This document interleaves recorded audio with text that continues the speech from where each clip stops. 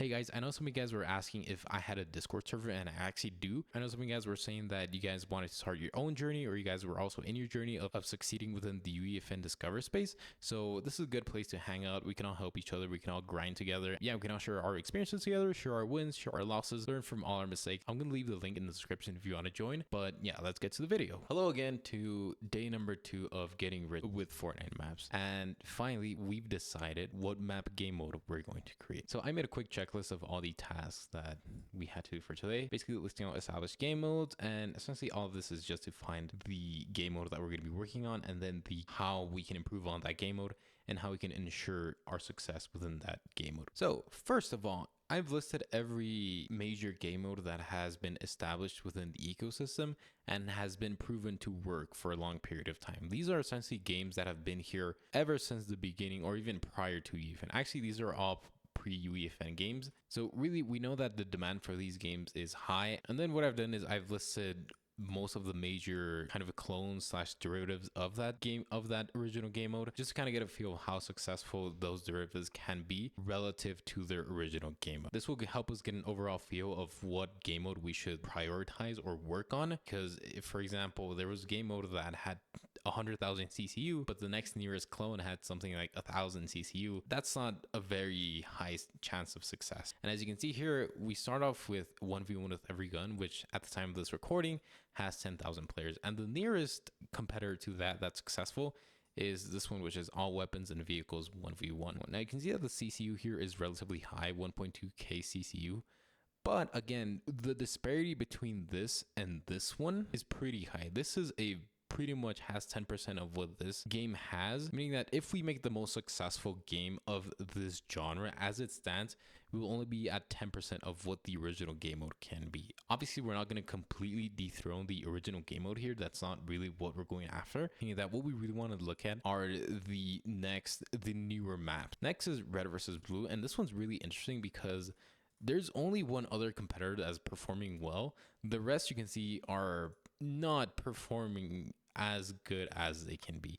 The disparity here again is really 500 CCU here, which is around 10%. And then the next nearest competitor to that is super red versus blue, meaning in theory, yes, we could make a red versus blue and we could almost emulate the same amount of success that the original. But the thing with this is that typical gamer is behind this map. We don't nearly have the same amount of resources to emulate this amount of success, whereas pretty much all the other maps, we can more or less work with what we have. Next is Go Goated, which is essentially just zone wars, but for a player kind of building zone wars. And the only other competitor that I found that wasn't completely in the trenches was Llama Wars, which has 1,000 CCU. And again, the ratio here could be better, meaning that even if we make the best Llama Wars or best Go Goated clone, people tend to prefer the original here. Next is box fights, and box fights is interesting because it's more of a competitive based game. And remember, what we wanted to tackle before was having this kind of creative potential thing, which I feel like inherently that and then competitive based games are on opposite ends of the spectrum, meaning we can create the most creative, the most amazing, the most unique game mechanics in the world. But if they don't follow what competitive players naturally tend towards, which is more of a raw vanilla fighting experience, then those two kind of clash with each other. As far as these box fights go, these basically rely on any TikTok trends that are going on. And legally speaking, this is kind of a gray area because I'm not sure if DreamWorks or Rovio or Sega here are sponsoring this game mode. Not that Discovery cares anyway, but I would prefer to avoid any of these maps. Next is the pit style maps, which really this one and this one are kind of the same genre, but for players there seems to be enough of a distinction between a big hole in the middle of the arena and then not having a big hole in the middle of the arena for there to exist two different genres of essentially the same game mode, which is basically free-for-all game mode where you fight everyone else in a huge arena. And we can see here that Infinite Pit, Super Pit, these are kind of the maps that are really feeding into the entire pit kind of branding here. And the ratio here between the newer maps and the original is a lot smaller. We have 1.3k CCU, meaning that theoretically, while the demand might not be high, that means that players are willing to shift to a newer kind of pit style map. But again, this data is a snapshot of a particular hour on a particular date. And then finally, we have the quote unquote new game modes, which are basically kind of game modes that haven't existed in the ecosystem for a long time, but are still popular enough, have been popular enough for a good amount of time for me to list them here. And really the only one is the pillars genre, which we have the original pillars, and then we have the TikTok pillars here. I couldn't make a pillars clone, but again, this game is relatively new, meaning that maybe in a couple months the pillars genre could just completely disappear. So with all that being said, realistically you could probably choose any one of these, and as long as you make a solid enough clone of the game, you're looking at 1,000 CCU minimum. But again, these are basically the best out of every other clone map.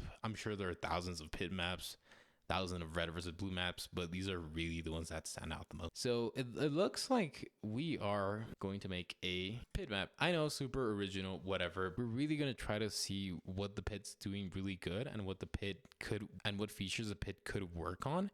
And we want to enhance those to hopefully make a better pit. So the core game loop for the pit is essentially a free-for-all based game where players fall into a pit or a giant hole and enter the arena to fight players. Now, the good and bad features of the pit. I've just listed the top 5 good and bad features of the pit. So starting off with the good side, we have fast-paced action. You pick your own loadout for most of the weapons in the game. It supplements the game loops that Fortnite players are already familiar with, meaning no steep learning curve. There's a very simple objective: go to a giant hole in the middle, find players, and you save lifetime stats such as eliminations, which are displayed to everyone in the lobby. Now, the bad features of the pit, or the things that the pit could work on, there is no bigger objective, such as last man standing. It could be overwhelming for newer players who aren't experienced with PvP. There is no complex persistent stats, such as a custom currency or something. Falling into a pit can get annoying if the objective is past PvP, and at the end of the day, it's purely vanilla game mode. And that's going to lead us into our MVP, which is what we're going to develop in 7 days time. Now, currently it's the 29th of May,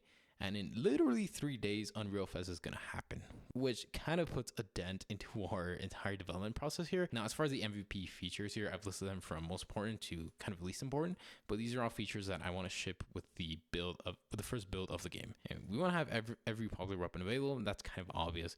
We also want an auto respawn system. What I'm thinking is we can have a system where players can either choose to respawn in the arena, or they can choose to respawn in the pit home base where they can pick their loadout. And then we have the secret codes and unlockables.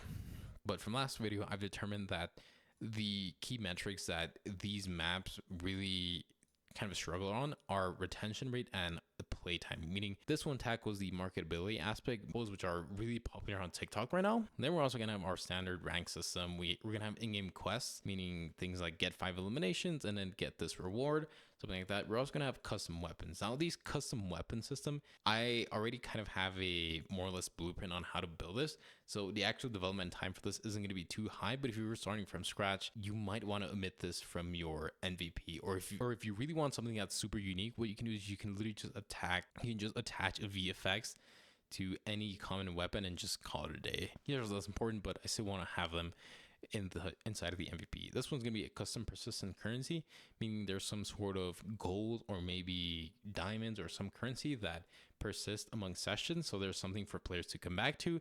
And to add to that, we're gonna have player banners, and which ultimately is gonna fall into the category of cosmetics. And let's take that out. All right, we're basically done with the planning phase of the game.